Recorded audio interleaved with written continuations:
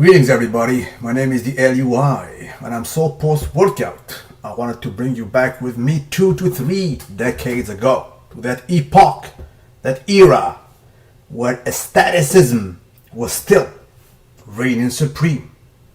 But let bygone be bygone.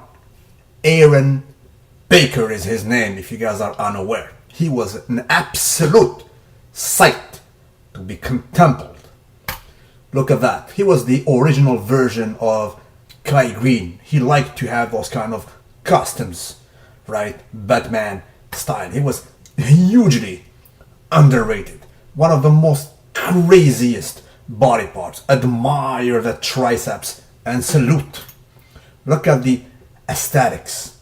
He was so underrated it was not even funny. He was given a run for his money to the likes of Kevin Levroni and Flex Wheeler. He was big, huge arms development. The bellies, bro, he has them on a daily basis, bro. Sweeps, he has them for days, bro. Look at those poses. One of the best backs ever. Yes, hugely underrated for political reason. You guys, if you're old, know what I'm talking about. Let's go on. Look at them bellies, bro. I mean, he was an absolute sight to be contemplated. He was reminiscent of Sergio Oliva. Admire the angle you can see in the front double biceps. Who can do this, bro? It requires a huge muscle maturity. He has one of the best triceps in the business alongside one of the best forearms ever. I do salute him on a daily. Look at the peak, baby, please, and salute. His name was Aaron Baker. Let's go on, though. Look at the back double biceps. Bro, I mean, he was given a run for his money to the likes, or even Dorian Yates, he was pushing him, bro. This guy right here, his name is Flex. He is quite controversial because there are a lot of versions of him, but the two versions that the LUI salutes are 1992. 1993 and a little bit of 1997, but let's stick with 1993, bro. Look at them bellies. This guy was nicknamed the Sultan of Symmetry. If you guys don't know what Sultan means, it is an Arabic name for the king, the supreme emperor of aestheticism. I mean, Dorian Yates was so afraid of him. He said he's like a caricature. Those bellies are there real. And his name is Flex because of this, because he was doing karate before doing bodybuilding. And he was an absolute sight to be seen. And when he stormed the bodybuilding scene, the pro scene in 1993, winning 2 shows in a row, the Ironman and then the Arnold Classic, and then placing second to Dorian Yates in Mr. O. I mean, look at them bellies. Have you seen these since then? I don't think so. I mean, a lot of people contend and say that he is the best bodybuilder that walked onto the scene. I do concur. Unfortunately, he had an accident, destroyed his Mercedes-Benz in 1994 and hurt his neck.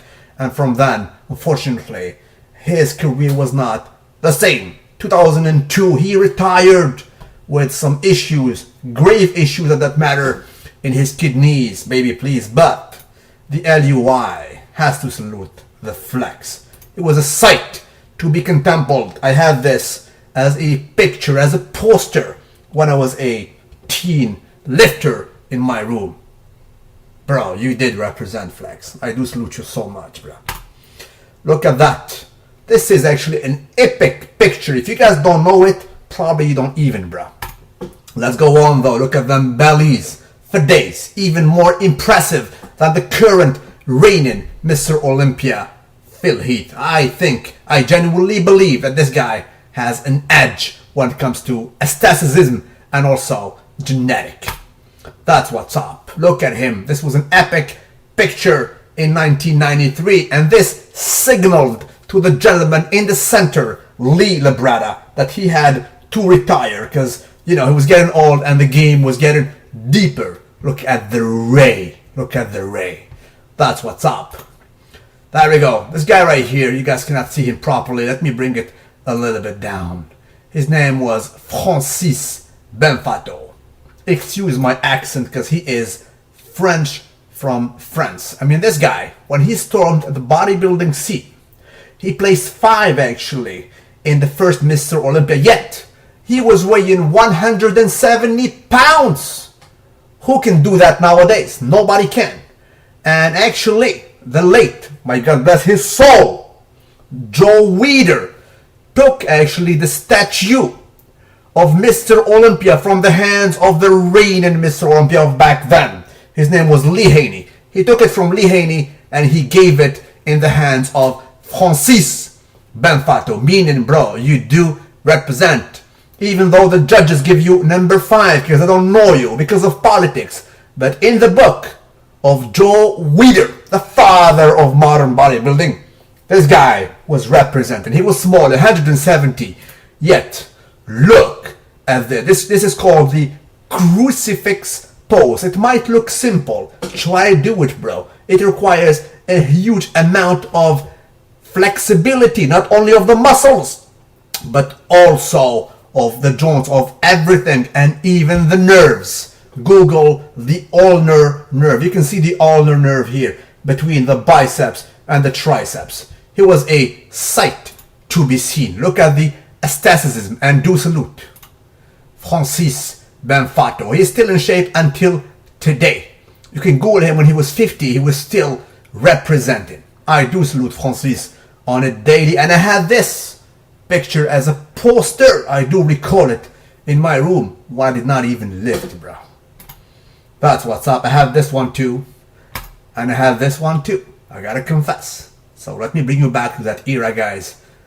Let's go on. Look at that. Front lat spread. Can you imagine that this dude is only 170 pounds? Is this real? 170 pounds, bro. Let's go on. This guy is Lee Labrada from the mustache era. Dude was competing in the late 80s and the early 90s. Baby, please. LUI though. Do salute the mustache era. Bro, he was nicknamed the Mass with Class. You guys probably think that Ziz or, created this pose, but I'm sorry. Guys actually who did lift in a serious way. This was placed, he was placed in second. He was small and short, yet placed in second to the great Lee Haney, bro. He was pushing him for real. Lee Labrada. And I had this, you guys guessed it, as a picture, as a poster in my room when I did not even. Look at him, the mustache representing aesthetic. When he was on, bro, he was on. Back then, there was no GH, there was no Slim, there was no T3, not even on a daily, not even slightly. Bro, he was absolutely the Mass with Class. LUI has to salute. Look at that, front double biceps. But this is aestheticism, right? I mean, doing it in a non-parallel fashion, in an unbalanced fashion. They can do it to showcase the V taper, like, the era of Arnold Schwarzenegger. Today they cannot do it because they're too big, bruh. Look at that side chest. This was probably in 1989, bro. He was a sight to be seen. Look at that. Who can do these poses? It might seem simple, guys, but it requires a great deal of flexibility, of the nerve flexibility, not only the muscle. Copy that. Let's go on though. The Ray. R-A-Y, bro. L-U-Y. Salutes him on a daily. The Ray in Spanish means the king. And this dude was king in his own right. Uncrowned Mr. O. For days. Not only 1 year, but several years. He could have won. 1994. Dorian had a torn biceps, a bloated stomach. They did not give the win to the Ray. 1996, that shape, bruh. Does it even exist? They did not give it to him. The thing is, he was kind of a loud mouth, granted, but he was still representing the aestheticism on it daily. This guy actually competed in Lee Haney's era, in Dorian Yates' era, and even in Ronnie Coleman era. He was the record holder of the most Olympia participation, and he used to represent on it daily until today. One of the best posers And the LUI salutes the RAY, the Ray. Look at him, next to the reigning Mr. of that time, the beast, the biggest Mr. Olympia ever, namely Big Ron. He was still rocking the vacuum, shamelessly, almost on a daily. That's what's up. LUI salutes the Ray. He was representing all day and daily. 1983, though. Samir Benout, Lebanese baby please, nicknamed the Lion of Lebanon. This guy brought so many revolutions in bodybuilding. It was the best back ever that we have seen at that time. LUI was 7 years old. This guy was rocking the best back of the history of this species, baby please, called humanity, on a daily. Never have you seen a back like this. Even Franco Colombo did not even have those kind of lines. Look at him. Aestheticism on a daily. The Lion of Lebanon. Look at the back double biceps. He was so thick. He was doing those heavy deadlifts representing, and he brought a revolution. A lot of people thought that he had a special portion to be this hard. You guys know this picture if you do lift, because it is one of the best, one of the most famous back double biceps ever. This was 1983, bro. And he brought the epitome, the name, the very first appellation of Christmas tree on a daily. This picture right here brought the appellation of that Christmas tree on a daily. Salute Samir for that. He was the very first one to brought this. And because it was the 1980s, he did not dare to show his glutes, because they were shredded, one of the first ones to be shredded, actually. Let's go on. You guys absolutely know this picture. It is one of the most famous, most shredded triceps ever. Was this real? Back then, that was not even Photoshop, not even daily, not even slightly, not even nightly. His horseshoe was the craziest. As a matter of fact, this picture also brought the appellation of horseshoe. I'm giving you a history lesson on a daily, bruh. Let's go. Oh, sorry. Oh, sorry. Oh boy. But that's what's up.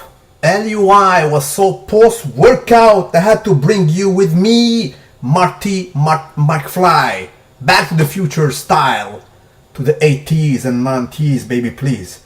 If you do salute, like the video. If you prefer rather this era, don't like it, and LUI does not salute you. I'll be waiting for your comments all day and daily, bruh.